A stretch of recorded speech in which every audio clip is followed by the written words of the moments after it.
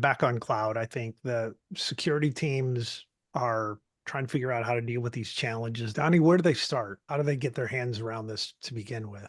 You buy a vehicle and do you just turn it over to your kids and hand them the key and go out and see what you can do with it, and let's see if you're lucky or not, right? There's gonna be some bumps in the road, maybe some fenders dents that happen. I look at it the same way with the cloud. Is you've got these really great people that are they're stretched thin, right? And so for me, I always like to come in and talk about foundations. Laying the right foundation is really critical. If you don't have the ability to buy that talent, if you don't have a staff there, then you have to build that talent. A lot of times we work with folks to help them identify a partner if they don't already have one.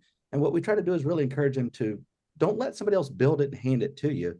Build it with them, but then you're getting that knowledge transfer, and that can accelerate your skill base. Everybody wants to start with the new whiz bang feature, generative AI, build a chatbot in 30 seconds kind of thing. And that's amazing.